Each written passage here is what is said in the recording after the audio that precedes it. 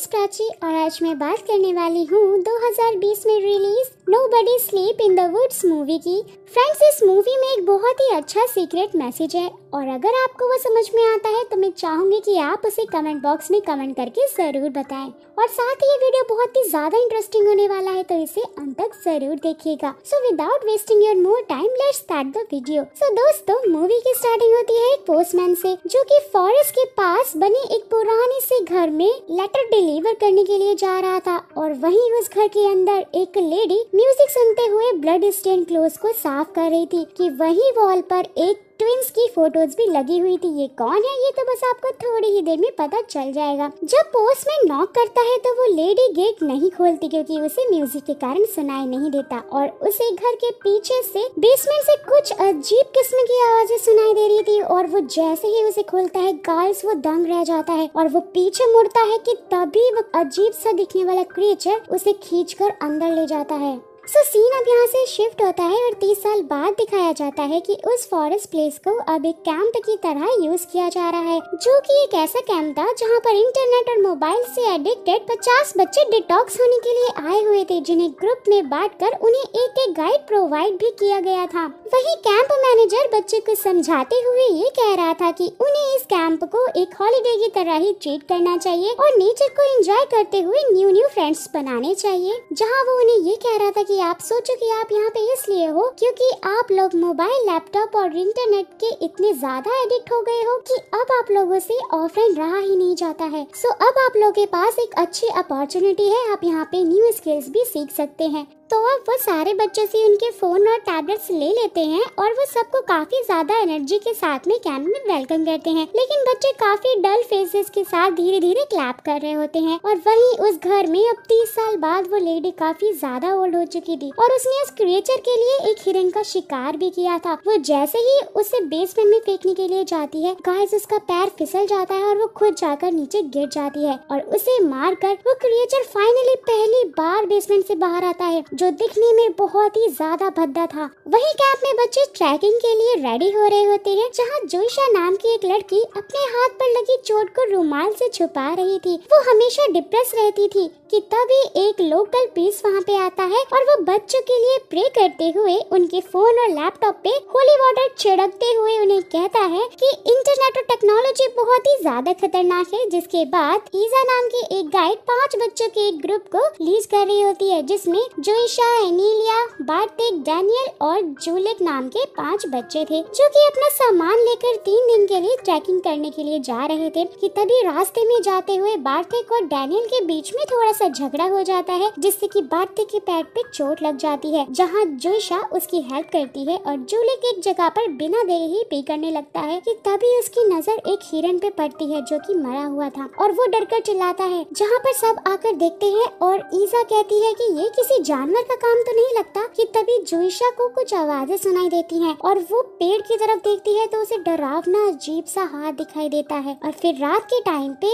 Guide ईजा उन सबकी file पढ़ रही होती है, जहाँ वो सबसे कैंप में आने का रीजन पूछती है क्योंकि ये एक ग्रुप थेरेपी कैंप था, जहाँ जूलिक ये बताता है कि वो पोलैंड में नंबर 1 यूट्यूब गेमर था और उसके पास 1 मिलियन सब्सक्राइबर भी थे और जिन्हें बनाने के लिए उसने काफी बार स्कूल बंक भी किया था और इसलिए उसके पेरेंट्स ने उसे इस कैंप में भेज दिया, जहां वो कोरिया में हो रही गेमिंग चैंपियनशिप में हिस्सा लेना चाहता था, लेकिन अब वो इस कैंप में है कि तभी एक जंगली लोमड़ी उनके टेंट के पास आती है, जिसे वो जैसे तैसे करके वहां से भगा देते हैं। फिर वहीं आधी रात को डैनियल लेक के पास बैठकर सिगरेट पीने लगता है, जहां एनीलिया आती है और वो लोग सिगरेट शेयर करते हुए काफी सारी बातें करते हैं, जिसके कुछ देर बाद एनीलिया वहाँ पे उसे गुड नाइट बोलकर चली जाती है। जहाँ डैनियल अपना स्मार्टफोन निकालता है जिसे उसने सबसे छुपा कर रखा हुआ था, बट गाइस तभी वो अगली क्रिएचर वहाँ पे आता है और उसे पूरी तरह से मार देता है। फिर नेक्स्ट मॉर्निंग जोइशा अपने सपने से उठती है, जिसमें वो अपनी फैमिली के साथ में काफी खुश थी। वो कहीं राइड पे कार से जा रहे थे, लेकिन उसकी मॉम के ग्रुप सेल्फी लेने के चक्कर में उनकी कार का बुरी तरह से एक्सीडेंट हो गया था। वहीं सब लोग ट्रैकिंग के लिए फिर से रेडी होते हैं, जहाँ डैनियल गायब था। जहाँ सब एलिना के बताने पे लेक की तरफ जाते हैं, जहाँ पर जोइशा को पेड़ पे एक ब्लड का मार्क दिखाई देता है। वो लोग उसे वहाँ पे काफी ढूंढते हैं, लेकिन वो उन्हें नहीं मिलता। और फिर उसके बाद ईजा जूलिक और जोइशा के साथ में डैनियल को ढूंढने के लिए जाती है, जहाँ बार्थिक और एलिना टेंट के साइड पर ही बैठे हुए थे और ये तीनों डैनियल को ढूंढते हुए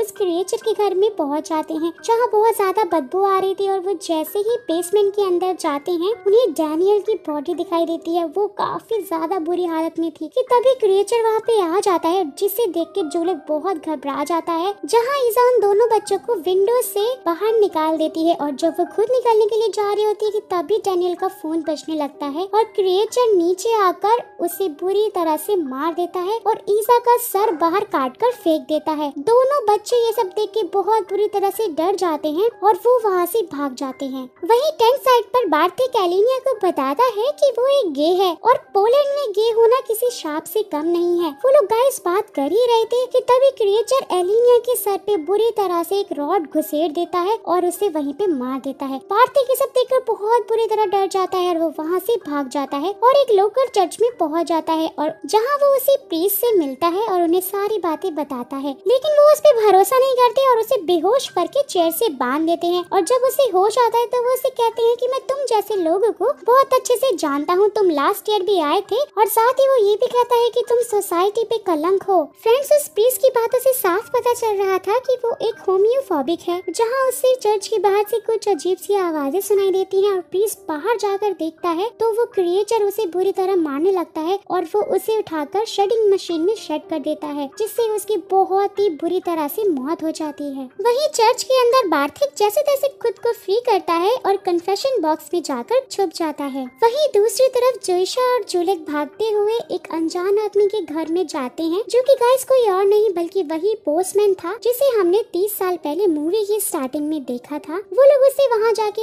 हेल्प मांगते हैं, जहाँ वो उन्हें उस क्रिएचर की स्टोरी सुनाता है और ये कहता है कि बहुत साल पहले एक लेडी अपने ट्विन बेटों के साथ इस घर में रहती थी, जहाँ एक दिन स्पेस से एक मेटेओर इस फॉरेस्ट में गिरा, जहाँ उसे स्टोन समझ के वो दोनों ट्विन बच्चे उठाकर अपने घर में ले आए थे और रात को सोते टाइम उन्होंने अपने बेड के नीचे उसे रख लिया था। रात के टाइम उसमें से एक अजीब सा ब्लैक कलर का लिक्विड निकला, जिससे कि वो दोनों बच्चे म्यूटेड हो गए और वो एक अजीब से ही अगली बीस्ट में बदल गए और उन्होंने अपने पालतू कुत्ते को भी मार के खा लिया। नेक्स्ट डे जब उनकी मॉम ने उन्हें देखा तो वो बहुत ज्यादा डर गई और उन्होंने उन दोनों को हमेशा के लिए ही बेसमेंट में बंद कर दिया, जहाँ सालों तक वो उसी बेसमेंट में अपने दोनों बच्चों को खाना देती रही और लगता है कि अब वो भी उनका शिकार हो गई हैं। सो अब स्टोरी सुनने के बाद ये दोनों बच्चे डिसाइड करते हैं कि उन्हें हर हाल में डैनियल का फोन चाहिए होगा ताकि वो बाहर लोगों से कांटेक्ट कर सके, लेकिन उसके लिए तो उन्हें उस क्रिएचर के घर में जाना होगा और वो उसके घर में जाने लगते हैं। जहाँ घर के बाहर पहुंचकर जोइशा जुलिक को अपना नाइफ देती है और उसे घर के बाहर नजर रखने के लिए कहती है और खुद बेसमेंट के अंदर जाती है फोन लेने के लिए, जहाँ उसे फोन भी मिल जाता है और वो जैसे ही फोन लेकर भाग रही होती है गाइस, वो क्रिएचर वहाँ पे आ जाता है और उसे पकड़ कर किस करने लग जाता है, जहाँ जुलिक पीछे से आता है और उस पे वार करता है। लेकिन क्रिएचर को बहुत गुस्सा आता है और वो उल्टा ही जुलिक को बुरी तरह से मार देता है। जहाँ इस फाइटिंग के बीच जोइशा को भी चोट लग गई थी, वो बेहोश हो गई थी और उसे फिर से वही सपना आता है जिसमें उस एक्सीडेंट के बाद उसके फादर बच गए थे। जहाँ जोइशा अपने फादर को तड़पते हुए देख तो रही थी, लेकिन वो उनकी हेल्प नहीं कर पा रही थी। जैसे ही उसे बेसमेंट में होश आता है, वो देखती है कि जुलिक तड़पते हुए बुरी तरह से मर रहा है और वो अपना नाइफ निकालने के लिए उसे कह रहा है ताकि वो इजीली मर सके, और वहाँ पे वो रोते हुए उसके पेट से नाइफ निकाल देती है, जहाँ पे जुलिक मर जाता है। जहाँ जोइशा को उस क्रिएचर ने चेन से बांध दिया था क्योंकि वो ऑब्वियसली उसके साथ में रहना चाहता था, और वो उस नाइफ से उस चेन को तोड़ देती है। जहाँ वो भागने की तो सोचती है,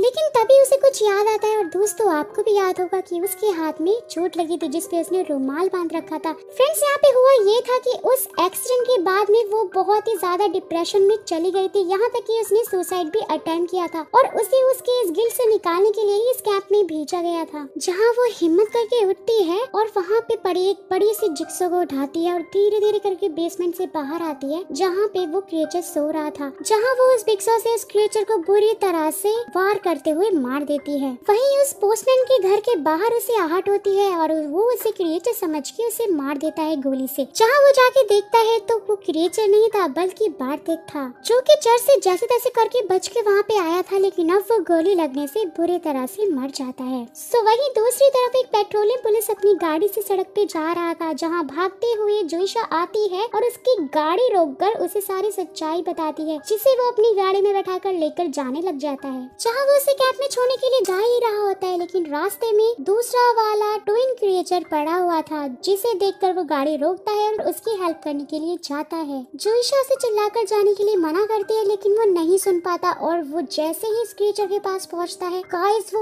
उसके भी टुकड़े टुकड़े करके बहुत ही बुरी तरह से पुलिस ऑफिसर को मार देता है। जहाँ जोइशा बहुत ही बुरी तरह से डर जाती है और वो खुद कार ड्राइव करके उस क्रीचर पे बार बार गाड़ी चलाकर उसे फाइनली मार देती है और फाइनली वो वहाँ से निकल भी जाती है। वहीं दूसरी तरफ दो ड्रंकर दिखाए जाते हैं जो कि उसी फॉरेस्ट में हिटलर का बर्थडे सेलिब्रेट कर रहे थे, जहाँ वो उस क्रिएचर के सामने आते हैं एंड गाइस वो क्रिएचर फिर से जिंदा हो जाता है और यही इस मूवी का दी एंड भी हो जाता है। तो अब आप मुझे कमेंट करके बताइएगा कि वो सीक्रेट मैसेज क्या है जिसके बारे में मैंने मूवी के स्टार्टिंग में बात की थी, और अगर आपको वो समझ में आया तो प्लीज कमेंट जरूर कीजिएगा। तो फिर मिलते हैं अगले वीडियो में, तब तक के लिए बाय बाय।